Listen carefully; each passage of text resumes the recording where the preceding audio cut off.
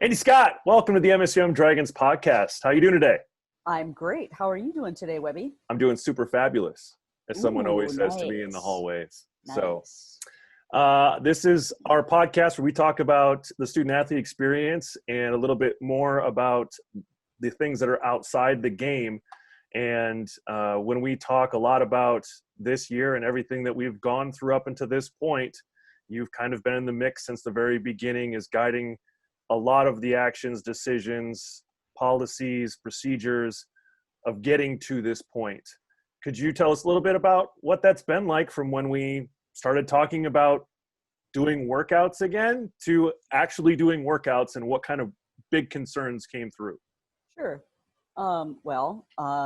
So it's basically been Doug and myself and Travis Anderson, our strength and conditioning coach, basically, tried to figure out lots of things based on all the direction from the CDC and the Minnesota Department of Health.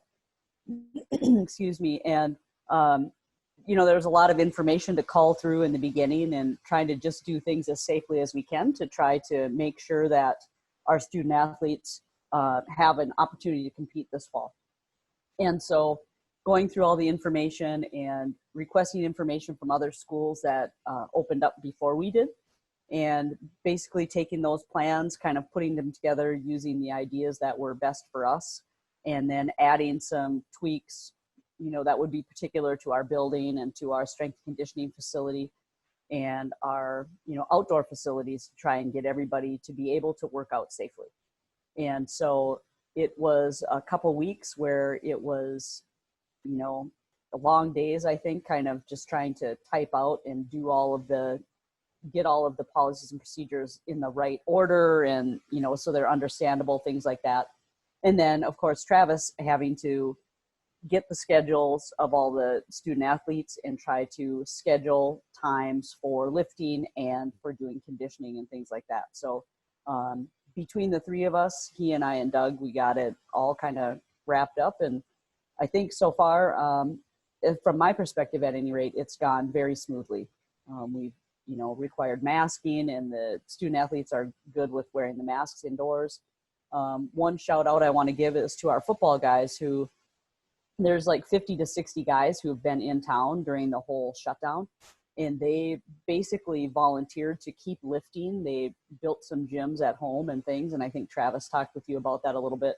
Mm-hmm. And so they were more than happy to stay lifting in those gyms so that our other student athletes had the opportunity to lift on campus, because they didn't have, off-campus facilities available to them for most of the time. And so I think that's been really great. So we've gotten as many student athletes the opportunity to work out and to get better as we've been able to get. And so I think that's been pretty key for us too.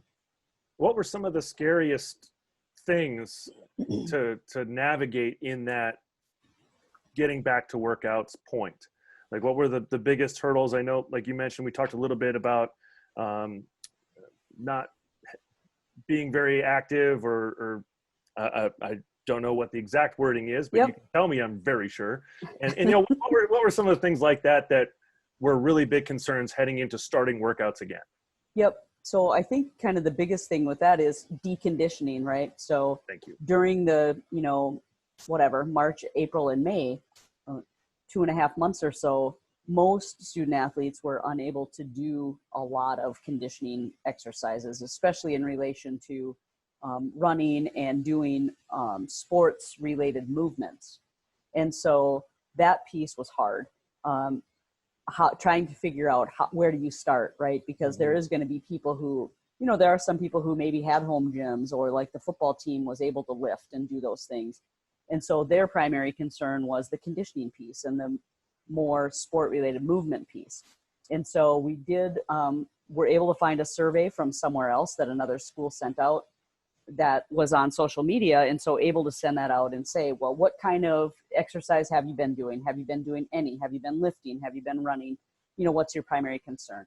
And so we were able to do that. And of course, from the sports medicine perspective, you want to not get people back into exercise at a level that they're unused to, excuse me, because that's when injuries occur. And there's been several studies from NFL, Major League Baseball, things like that, where when people are returning after a long period of deconditioning, there's been a huge increase in things like ACL tears and Achilles tendon injuries and other, soft tissue type injuries where people are kind of overloading their bodies. And so our biggest concern was preventing those type of things and moving into workouts at a pace that was beneficial to our student athletes rather than immediately breaking down their tissues and creating injuries that obviously nobody wanted to have. And we have been very, very successful in that area. Travis did a great job, Coach Anderson, building that program. He had ideas right from the beginning. And so we're built up now to an area where I think most student athletes at this point are back to the point that they were before the shutdown. And if not, very close, at least those people who've been on campus working out. So it's been great. And how many have we had? I know because we phased it. We did the fall first, and then we brought in the winter and spring sports to, if they wanted to come back and work out, and providing that opportunity. How many are working out right now, and how is it going? I mean, how are we doing?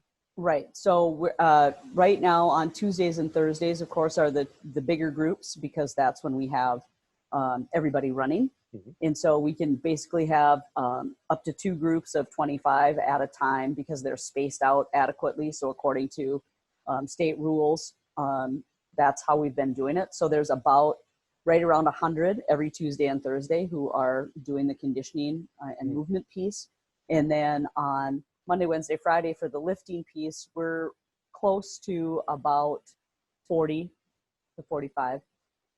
So on those days, we have 3 sessions of lifting on Monday, Wednesday, and Friday, and then we have 2 sessions of the conditioning on Tuesdays and Thursdays. So that's been pretty normal, those numbers. Good. I'm missing the word. Has anything changed from the initial plan to now that you saw everything in motion and moving that you were like, we got to do this differently? There hasn't been anything big. I think the biggest changes have just been the numbers. When we initially started, we could only have groups of 10 or 15 at a time. Right. And so we had 2 different field areas going on Tuesdays and Thursdays. Other than that, and then with lifting too, we could only have in the beginning like 8. And so those numbers have increased over time. But basically that's it. Our procedures that we were able to write and things that we saw from other places have worked very well. And so, and a big shout out to all our student athletes have been very understanding, and they have been very willing to do whatever we've asked them to do as far as procedures go. And in the athletic training room, that's a big change where it used to be kind of anybody can kind of come and go. And there's, lots of, freedom as far as how you're working out and things like that. They've been great. It's only by appointment. We can only have 2 or 3 people in there at a time. They clean all their equipment. They've been more than accommodating, and it's been really nice to see. I'm not surprised by it in any way. Because our Dragon student athletes have always been that way. They're very respectful, and obviously they want to play just as much as we want them to play. And so they're, following all the rules as best they can so that they can hopefully see the field this fall. And that connection is the reason I really did want to reach out more than anything. And when we talk about more than a game, is the connection between the student athletes and the athletic training room and athletic trainers is something alums come back to see. It's usually Scotty, Bo, and athletic training. Yep. And, I think that's an incredible part of the student athlete experience. Why do you think that bond between athlete and athletic trainer is so strong and becomes such a valuable relationship throughout their lives? Yeah, I think, I think the biggest thing is just other than amazing people that we have in our athletic training clearly, department. there's that, obviously. Okay. I think the biggest thing is that we see student athletes at their most vulnerable time, right? When they are, they're down and out. They might have a season-ending injury or a career-ending injury. And even if it isn't, it's still an injury, right? And so helping people to get back to where they can be the best that they've been again at their sport. I think you do create a bond. And I think it's necessary to have that bond and that really kind of close relationship, just so that you can learn how people function and how is it best to motivate them to do the things that they need to do to get back to playing their sport at the top level that, they used to play. And, that's different for every person. And that's kind of, a thing that athletic trainers learn too as you go. And I'm sure, coaches are no different, but everybody is motivated in a different way. Everybody needs something different from us. And that's, as you get older, it's easier to kind of figure out what drives people. And so you do get to really learn what it makes people tick. And so those close relationships are very advantageous to getting people back to where they need to be. And so I think if, as an athletic trainer, you're most effective as if you can, make that distinction between every person and know that not everybody is treated the same. And everybody just wants to be understood, right? Right. And to know that somebody cares. And those are the biggest thing. And anybody who works with me knows that I'm all about the student athlete. That's my job, student athlete welfare. And there are many times every year that I go to bat for and go to the wall, to say these things are not okay. And this needs to change, or that needs to change, or we need to be better. And every single thing I do every day is for the welfare, health and welfare of our student athletes. And I think people just understand that. I think so too, but I believe that trust that you build through the physical activity and the connection that you have to athletes as an athletic trainer, as an athlete, you can kind of, sometimes you'll talk to the assistant coach before you'll talk to the head coach about a problem. You'll talk to your strength and conditioning coach before you talk to your assistant. You'll talk to you're kind of the ear for some of the first issues a student athlete might have in their world. What's it like to kind of listen and be that ear for so many in advocating for them, as you said, is the core of what you do? Yeah. So one of the things that I learned, I don't know, a long time ago, and it sounds kind of cheesy, but it is actually very true, is people don't care how much you know until they know how much you care. Right. And so I have known lots of athletic trainers who are the smartest people on the planet, and they know all the things, but they can't get student athletes to open up to them or to, be able to relate with them better. And most of that is, they just don't understand how much you care. And so that's the thing that I always fall back on. And I believe that's where that relationship comes in and why student athletes are trusting. They understand that we care. They understand that it's a safe space for them. It's not a direct pipeline right to the head coach. Right. And it's not a tattletale, kind of situation. And certainly there are things that we find out that have to be shared.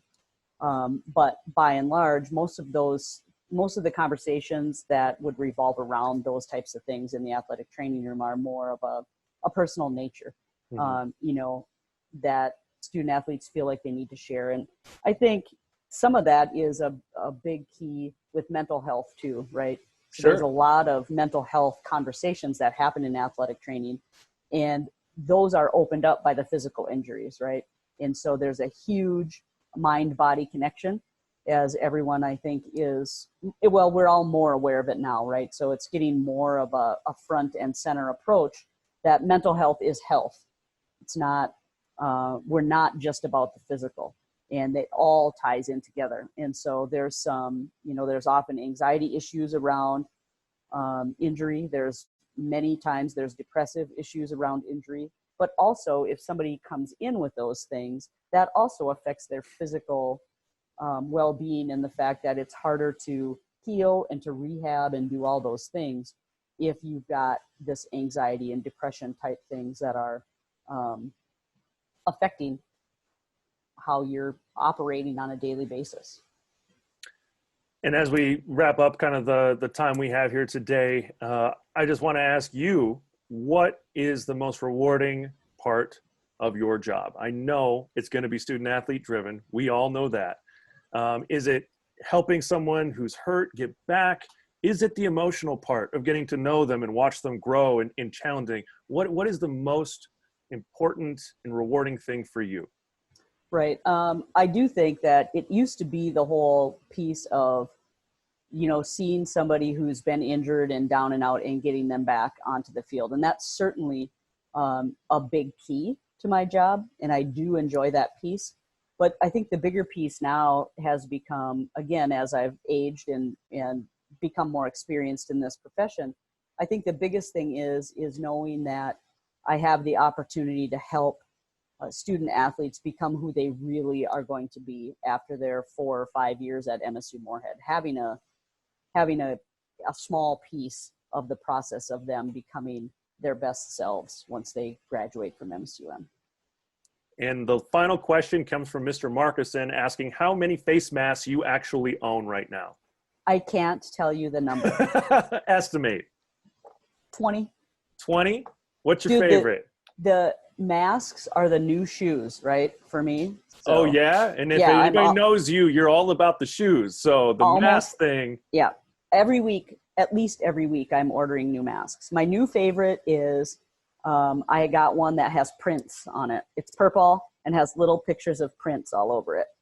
Oh, so I'm nice. all about that. Mm-hmm. Rocking the prints look. Well, we might have to. I've got some others coming, so we'll see what transpires. Well, if you find any awesome ones, be sure to share. Can't wait. Can't love seeing the pictures of the masks on social. So, thank you, Andy, for your time today and joining us on the MSUM Dragons podcast. You bet. Thanks, Webby. Go Dragons. Go Dragons.